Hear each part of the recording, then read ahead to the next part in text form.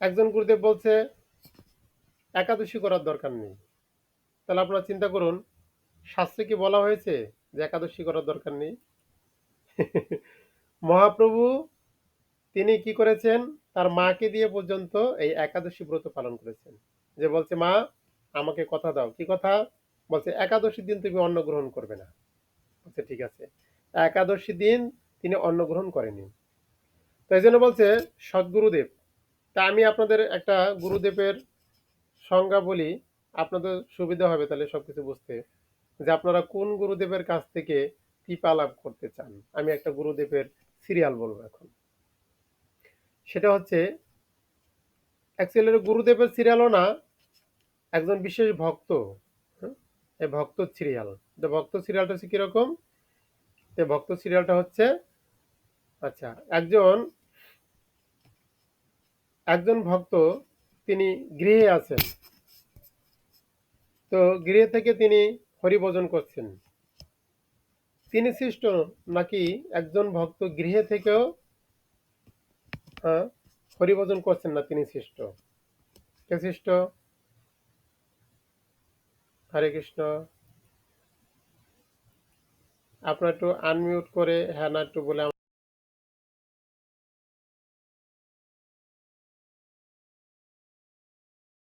যিনি গৃহে বসে হরিভজন করছেন তিনি, নাকি যিনি করছেন না তিনি সৃষ্ট?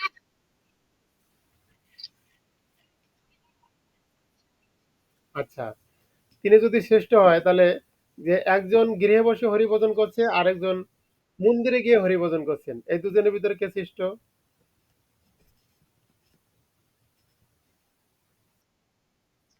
মন্দিরে গিয়ে করছে। আচ্ছা, এবার দুজন ব্যক্তি মন্দিরে আছেন। একজন ব্রহ্মচার্য জীবন পালন করে হরিভজন করছেন, আর একজন তিনি ব্রহ্মচার্য জীবন পালন না করে হরিভজন করছেন। তার ভিতরে কে শ্রেষ্ঠ? আচ্ছা, যিনি ব্রহ্মচার্য পালন করছেন তিনি শ্রেষ্ঠ। আচ্ছা, একজন ব্রাহ্মণ ব্রহ্মচারী আর একজন ব্রাহ্মণ ব্রহ্মচারী নয়, এদের ভিতরে কে শ্রেষ্ঠ? আচ্ছা, তো এরপরে একজন ব্রাহ্মণ ব্রহ্মচারী আর একজন সন্ন্যাসী, এই দুজনের ভিতরে কে শ্রেষ্ঠ? তিনি শ্রেষ্ঠ।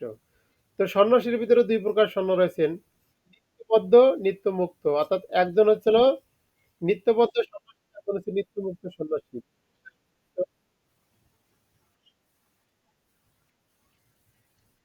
একজন হচ্ছে নিত্যবদ্ধ সন্ন্যাসী, একজন হচ্ছে নিত্যমুক্ত সন্ন্যাসী, এই দুজনের ভিতরে কে শ্রেষ্ঠ?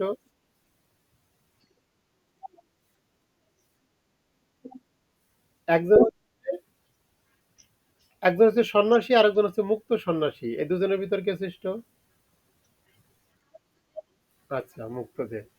তো এখন বিষয় হচ্ছে যে এই যে সিরিয়ালটা বললাম, তো এখন আপনারা দেখুন এই যে একজনের তুলনায় আরেকজন শ্রেষ্ঠ।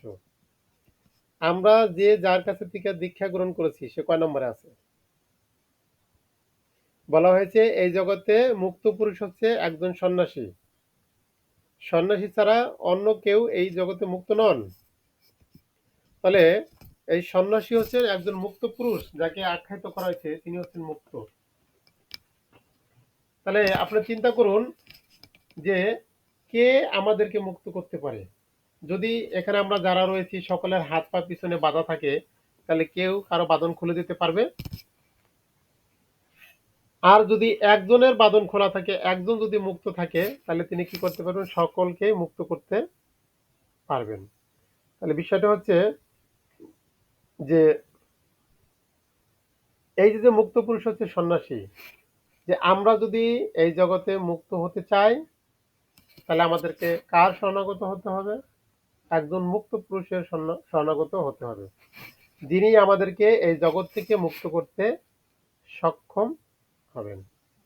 তবে আমরা এখন বুঝতে পারছি যে আমরা যে গুরুদেব, আমরা যে যেখান থেকে দীক্ষা গ্রহণ করছি সবাইকে আমরা সদ্গুরু বলি। তা আমি সদ্গুরু বললে তার হবে না। শাস্ত্রে কাকে সদ্গুরু বলা হয়েছে বা সদ্গুরু যে লক্ষণ রয়েছে সেই লক্ষণগুলি তার ভিতর আছে কিনা।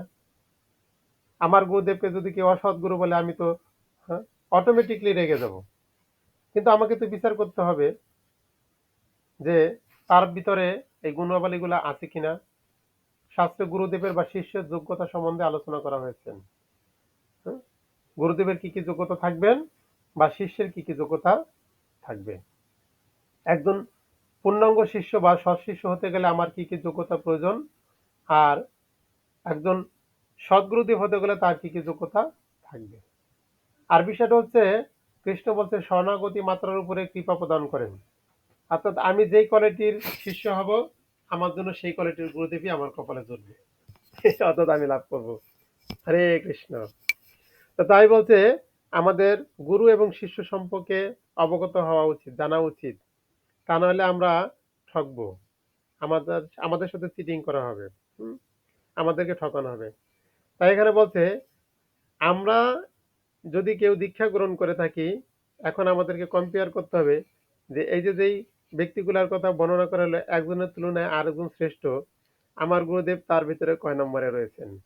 যদি সন্ন্যাসী না হয়ে থাকেন, তাহলে অবশ্যই আমাদের উচিত একজন এই মুক্ত সন্ন্যাসীর কাছ থেকে আমাদের কৃপা লাভ করা।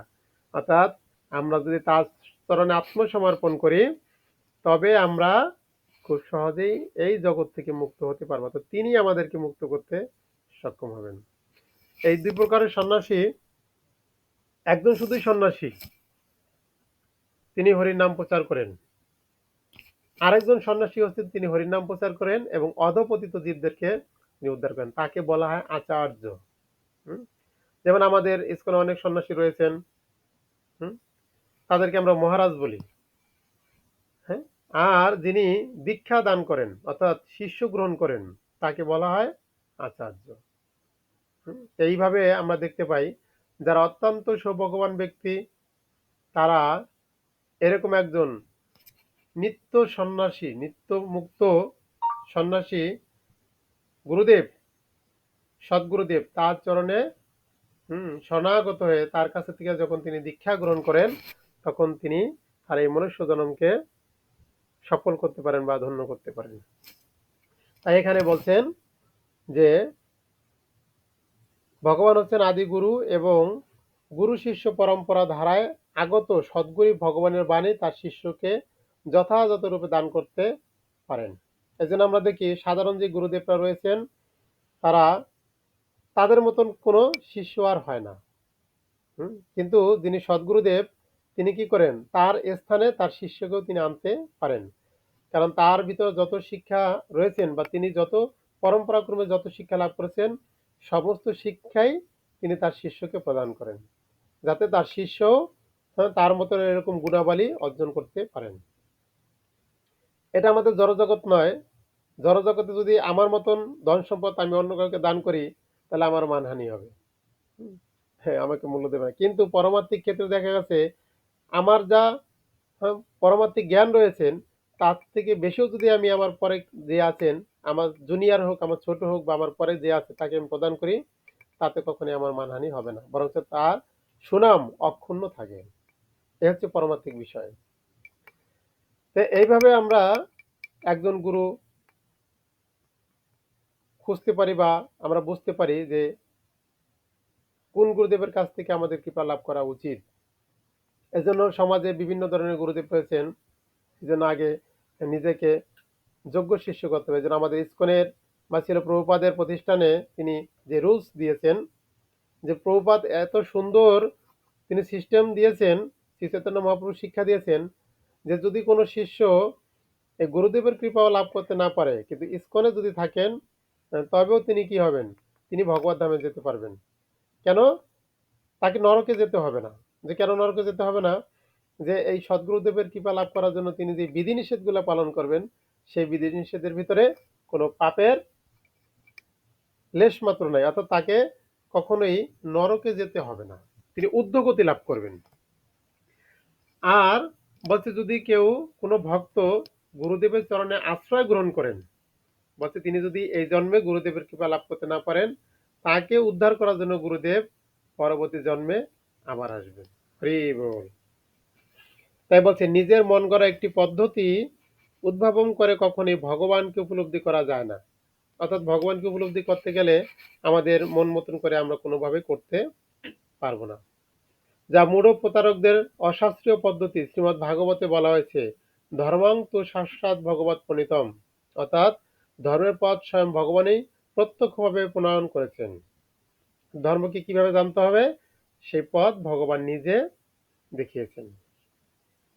তাই জল্পনা কল্পনা বা বৃথা তর্ক বিতর্কের মাধ্যমে কখনোই সঠিক মার্গে অগ্রসর হওয়া যায় না, অথবা স্বতন্ত্রভাবে গ্রন্থ অধ্যয়ন করার মাধ্যমেও পারমার্থিক জীবনে উন্নতি সাধন করা যায় না। খুব গুরুত্বপূর্ণ একটা কথা। এখানে বলছেন যে অথবা স্বতন্ত্রভাবে গ্রন্থ অধ্যয়ন করার মাধ্যমে পারমার্থিক জীবনে উন্নতি সাধন করা যায় না, যেটা আমরা করছি।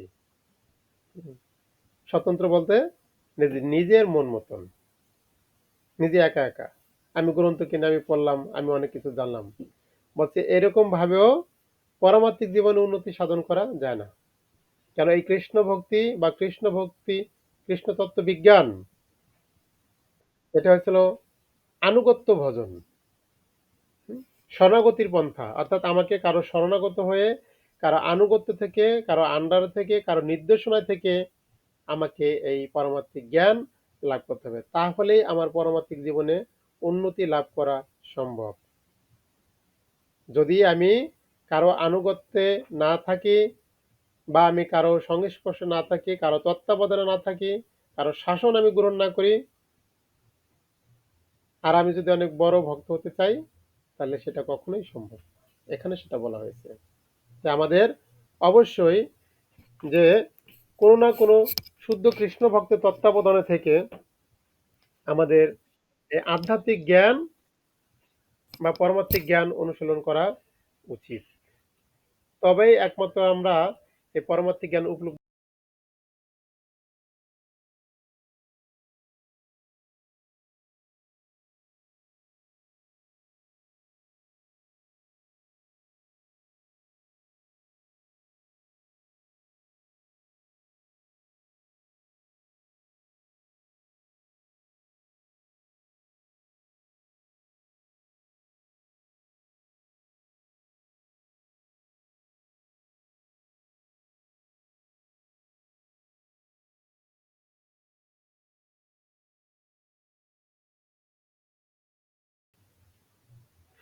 3 ধরনের শিষ্য রয়েছেন: উত্তম, মাধ্যম ও কনিষ্ঠ। যে গুরুদেবের উত্তম ভক্তকে, গুরুদেবের উত্তম ভক্ত হচ্ছে গুরুদেবের কি ইচ্ছা, এই ইচ্ছা জানার, এই ইচ্ছা তিনি জানতে পেরে যখন গুরুদেবের সেবা করেন, সে হচ্ছে উত্তম ভক্ত। যে গুরুদেব একটা কিছু অভিলাষ করছেন, সেটা শিষ্য বুঝতে পারছেন, আর গুরুদেবের নির্দেশ ব্যতীতই তিনি সেই কাজটি সুসম্পন্ন করেছেন, এটি হচ্ছে গুরুদেবের উত্তম ভক্ত। আর মধ্যম ভক্ত হচ্ছে কে, যে গুরুদেব শিষ্যকে নির্দেশ করছেন বা আদেশ করছেন, যাও তুমি এটা করো। এই গুরুদেবের নির্দেশ বা আদেশের অপেক্ষা করে, বা এই আদেশ বা নির্দেশ নিয়ে যিনি এই গুরুদেবের সেবা করেন, তিনি হচ্ছে গুরুদেবের মধ্যম ভক্ত। আর কনিষ্ঠ ভক্ত হচ্ছে কে, হুম, যিনি বসে থাকেন গুরুদেব আমাকে কখন নির্দেশ করবেন, আর নির্দেশ দেওয়ার পরও যে ঠিকঠাক ভাবে যারা আমরা এই গুরুদেবের আদেশ নির্দেশ পালন করছি না, এরা হচ্ছে গুরুদেবের কনিষ্ঠ ভক্ত। এখানে বলছেন যে গুরুদেবের শরণাগত হতে হয়, সর্বান্তঃকরণে তার চরণাম্বুজে আত্মসমর্পণ করতে হয়, এবং সম্পূর্ণ নিরহংকারী হয়ে কৃতদাসের মতো তার সেবা করতে হয়। নিরহংকারী, কোনো প্রকার অহংকার থাকা যাবে না যে আমি কালকে গুরুদেবের অনেক সেবা করেছি, এটা একটা অহংকার। কৃতদাস, যে আমি এরকম একটা দাস যা আমার দ্বারা কোনো শুভ কার্য হয় না, এরকমটি সর্বক্ষণ মনে করা। আমি যত ভালো সেবাই করি না কেন, চিন্তা থাকবে যে আমার দ্বারা কখনো শুভ কার্য হচ্ছে না, গুরুদেবের সেবা সুন্দরভাবে হচ্ছে না।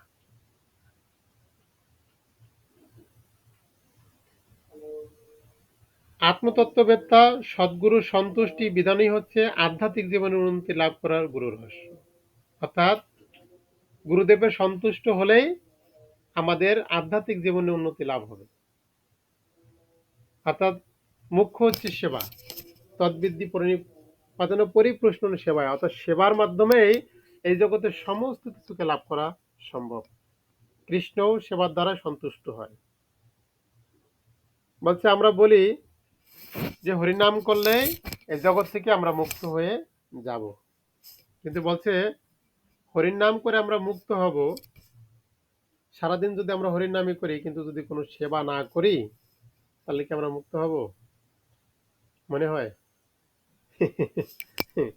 আপনাকে বুঝতে হবে সমস্ত বৈদিক শাস্ত্র সেবার কথাও নির্দেশ দেওয়া হয়েছে। এই কলিযুগের পন্থাটাই হচ্ছে হরির নাম করে মুক্ত হওয়া, কিন্তু অন্যান্য যুগে সর্বশ্রেষ্ঠ পন্থা সেবা। সেবা না করে কেউ এই জগৎ থেকে মুক্ত হতে পারে না। তো আমরা জানি কেন তাহলে এই কথাটি বলা হয়েছে।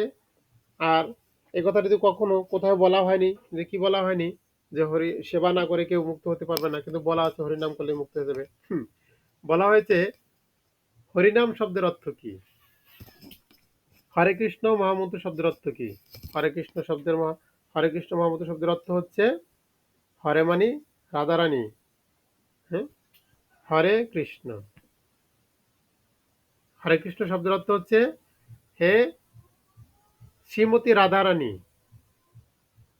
হে প্রেমময় কৃষ্ণ বা সর্বাকর্ষক ভগবান শ্রীকৃষ্ণ, সর্ব আনন্দদায়ক শ্রীরাম আর প্রেমময়ী শ্রীমতী রাধারানী কৃপা করে আমাকে আপনাদের অহৈতুকী সেবায় নিযুক্ত করুন। অর্থাৎ হে ভগবান, তুমি আমাকে তোমাদের অহৈতুকী সেবায় নিযুক্ত করো। অর্থাৎ আমরা যখন হরে কৃষ্ণ মহামন্ত্র জপ করি, হরে কৃষ্ণ অর্থ সেবা দাও সেবা দাও, কৃষ্ণ কৃষ্ণ হরে হরে, দাও দাও সেবা দাও। আমরা কি বলি? আমরা কৃষ্ণ নাম করছি কিন্তু চাচ্ছি কি ভগবানের কাছে সেবা। হে ভগবান, কৃপা করে তুমি তোমার প্রেমময়ী সেবায় আমাকে নিযুক্ত করো। এখন আমি হরিনাম করছি কিন্তু কোনো সেবা করছি না। হরিনাম করলে তো আমাকে একটু খেতে হবে না? তো খেতে হলে তো আমাকে ভোগ লাগাতে হবে। ভোগ লাগাতে তো রান্না করতে হবে। রান্না করলে বাজার করতে হবে। করতে হবে কিনা? তো এগুলো কি সেবা না? তো এই সেবা না করে আমি কি করে বাঁচবো? এইভাবে বলছে সেবা। আর সেবার বলা হচ্ছে সেবা হচ্ছে হৃদয়ের সুন্দরতম অংশ। অর্থাৎ সেবার মাধ্যমে আমাদের হৃদয় সর্বত্র পরিশুদ্ধ থাকেন এবং সুন্দর থাকেন। সেবা হচ্ছে হৃদয়ের সুন্দরতম প্রকাশ। যে যত বেশি সেবা করবে তার হৃদয় তত মার্জিত হবে। এই জন্য মহাপ্রভু বলছেন চিত্ত দর্পণাং মার্জনং ভব মহদাবাগ্নি। অর্থাৎ আমাদের ভক্তরা কি করে? মন্দিরে গিয়ে মন্দির মার্জন করেন। এবং আমাদের অনেক সিনিয়র ডিভোটি বা সিনিয়র ভক্তরা বলে থাকেন, মহারাষ্ট্রের ক্লাসে বলে থাকেন যে মন্দিরের সবথেকে গুরুত্বপূর্ণ সেবা হচ্ছে বাথরুম পরিষ্কার করা আর ভগবানের মন্দিরের মেঝোটাকে পরিষ্কার করা, মানে ঝাড় দেওয়া। এই দুইটা সেবা হচ্ছে অত্যন্ত গুরুত্বপূর্ণ। এই দুটো সেবার মাধ্যমে আমাদের হৃদয়, হ্যাঁ, কোমল থাকে। অর্থাৎ আমাদের হৃদয় যারা সেবা করবে তাদের হৃদয়ে কখনোই অহংকারের লেশ মাত্রও প্রবেশ করবে না। এই জন্য ভক্ত বলা আছে, আমরা গীতার ভিতরে পড়ছি কি, ভক্ত 24 ঘন্টাই কৃষ্ণ ভাবনাময় মগ্ন থাকেন। তিনি ভগবানের সেবার দ্বারা পরিপূর্ণ থাকেন। এরকম ভাবে ভক্ত সকাল থেকে শুরু করে ভোরবেলা 4টা থেকে শুরু করে রাত্রে ঘুমানো অবধি পর্যন্ত তিনি ভগবানের সেবা করেন। সেই ভক্তের হৃদয়ে কখনোই অহংকার কলুষতা প্রবেশ করতে পারে না। সেবার মহিমা। তো সেবা করলে আমাদের হৃদয় মন উভয়ই ভালো থাকে। আর আপনি যত বেশি সেবা করবেন আপনি হরিনামে তত বেশি শক্তি পাবেন। আর কিন্তু সেবা মনোভাবটা আমাদের আসবে না। বলছে হরিনাম যদি সুন্দর করে হয় তবে এই সেবা করার মনোভাবটা আমাদের আসবে। কারণ সেবা হচ্ছে দ্বিতীয় স্টেপ। হরিনামের পরে স্টেপ হচ্ছে সেবা। যদি আমরা হরিনামটা প্রার্থনাটা যদি আমাদের ভালো না হয় তাহলে আমরা যেটা চাচ্ছি সেটা আমরা ভালো পাবো না। তো যাই হোক, তো বলছে আধ্যাত্মিক জীবনে উন্নতি লাভ করা গুরু রহস্য যুগপৎ ভাবে যুগপৎ ভাবে তত্ত্ব অনুসন্ধান এবং আত্মসমর্পণ পরমাত্মিক উপলব্ধির জন্য যথার্থ পন্থা। আত্মসমর্পণ সেবা না করলেও কেবল প্রশ্ন করে কখনোই এই তত্ত্বজ্ঞান লাভ করা যায় না। আমি আত্মসমর্পণ করলাম না, কিন্তু গুরুদেবকে প্রশ্ন জিজ্ঞাসা করলাম, এটা কি, ওইটা কি, এটা কিভাবে পাবো, ওটা কিভাবে পাবো। এইভাবে আমরা এই পরমাত্মিক উপলব্ধি করতে পারি না। গুরুদেবের পরীক্ষায় শিষ্যকে অবশ্যই উত্তীর্ণ হতে হবে। গুরুদেব আমাদেরকে পরীক্ষা করেন। অনেক সময় আমাদের বিভিন্ন প্রকারের বিষয়বস্তুর সামনে আমাদেরকে ফেলে দেন। হ্যাঁ, যে আমাদের যেই বিষয়গুলো বর্জন করতে বলা হয়েছে, দেখা যাচ্ছে সেই বিষয়গুলো আমাদের সামনে অহরহ থাকবে এবং আগে আমাদের তপস্যা করতে এগুলো পাওয়া যায়, কিন্তু এখন অটোমেটিকলি চলে আসছেন। কিন্তু বলছি সেটা দেখে যদি আমরা তার প্রতি মোহিত হয়ে যাই বা তার প্রতি প্লবিত হয়ে যাই বা তাদের প্রতি আকর্ষিত হয়ে যাই, তবে কি হবে, এই গুরুদেবের পরীক্ষায় আমরা ফেল যাব। অর্থাৎ যদি কেউ শরণাগত থাকে, তাহলে ঐকান্তিকতা থাকে, তাহলে তিনি একটা জিনিস চিন্তা করেন যে গুরুদেবের ইচ্ছার বাইরে আমি কিছু করব না, যেটা করলে গুরুদেব সন্তুষ্ট হবে আমি সেটাই করব। এরপরে যদি এই জগতে সবকিছু আমার কাছে চলে আসে, তাহলে সেটা আমি গ্রহণ করব না। যেমন বলা হয়েছে দক্ষিণ ভারতে এক ভক্ত ছিলেন, তিনি গুরুদেবের এরকম সেবা করতেন যে প্রতিদিন তিনি ভগবানের সেবা করতেন এত নিষ্ঠার সহিত, তবে তিনি গুরুদেবের সেবা আগে করার পরে ভগবানের সেবা করতেন। তো গুরুদেবকে তিনি প্রতিদিন অঙ্গবস্ত্র, ফুলের মাল্য এগুলো দিতেন, তারপরে তিনি ভগবানের সেবা করতেন। একদিন ভগবান সেই মন্দির থেকে বেরিয়ে আসছেন, যে বেরিয়ে এসে বলছেন যে হে ভক্ত বা হে বৎস, তুমি আগে মালাটা আমাকে পরাও, মালাটা আগে আমাকে পরাও। তবে সেই শিষ্য কি বলছে যে তুমি কে? বলছে আমি হচ্ছি ভগবান। বলছে তুমি ভগবান, তো এখানে কি চাও? বলছে আমি তোমার কাছ থেকে মালাটা গ্রহণ করতে চাই, তুমি এত ভালো করে আমার সেবা করো, আমি তোমার প্রতি সন্তুষ্ট হয়েছি। বলছে আমি তো মালা আমি তোমাকে আগে কখনোই দেবো না। কেন দেব না? যে আগে হচ্ছে আমার গুরুদেব। এই গুরুদেবের সেবা করতে গিয়ে যদি আমি তোমাকে নাও পাই, কোনো সমস্যা নাই, আমাকে তোমার দরকার নেই, আমি আমার গুরুদেবের সেবা করতে চাই। তোমার প্রতি আমার ঐকান্তিকতা না থাকলেও চলবে, কিন্তু গুরুদেবের প্রতি যেই ভালোবাসা আমার আছে সেটা যেন আমার চিত্তে বা আমার হৃদয়ে অক্ষুণ্ণ থাকে। কেন? একটা কথা বলা হয়েছে যে গুরু রুষ্ট হইলে কৃষ্ণ রাখিবারে নারে, কৃষ্ণ রুষ্ট হইলে গুরু রাখিবারে পারে। অর্থাৎ কৃষ্ণ যদি কারো প্রতি রুষ্ট হয়, হ্যাঁ, কৃষ্ণ যদি কারো কোনো গুণাবলী পছন্দ না হয়, কিন্তু গুরুদেব যদি প্রশংসা করেন, কৃষ্ণ তাকে কৃপা করতে বাধ্য। কিন্তু কৃষ্ণ কাউকে কৃপা করছেন, কিন্তু গুরুদেব তার প্রতি অসন্তুষ্ট, বলছে তিনি কখনোই কৃষ্ণ কৃপা লাভ করতে পারবেন না। এই জন্য সে ভক্ত কি করছিলেন, বলছিলেন না, আগে আমি মালা গুরুদেবকে পরাবো, তারপরে যদি তুমি আমার হাত থেকে মালা নিতে হয় তাহলে তোমাকে অপেক্ষা করতে হবে। তো তার এরকম দৃঢ় প্রতিজ্ঞা দিয়ে এবং গুরুনিষ্ঠা দেখে তিনি অত্যন্ত খুশি হয়েছিলেন। আর খুশি হয়ে তিনি বলছিলেন যে কি বলছিলেন, যে আমি তোমার এই মনোভাব বা তোমার এই নিষ্ঠায় আমি অত্যন্ত প্রসন্ন হয়েছি। তখন তিনি গুরুদেবকে মালা দেওয়ার পরে তিনি ভগবানকে মালা দিয়েছিলেন। ভগবান অত্যন্ত খুশি হয়ে তাকে আশীর্বাদ প্রদান করছিলেন। তো এইভাবে গুরুদেবের সেবা করতে হয় বা গুরুদেবের প্রতি আমাদের মনোভাব একনিষ্ঠ রাখতে হয়। তাই এখানে বলছে গুরুদেব অনেক সময় এই ভক্তের শিষ্যের ঐকান্তিকতা পরীক্ষা করে দেখেন। যে গুরু আর কৃষ্ণ তো একই, তো গুরুদেবই কৃষ্ণের রূপ ধরে আছেন, যে শিষ্যর ভিতরে গুরুদেবের সেবাটা কতটা প্রবল হয়েছেন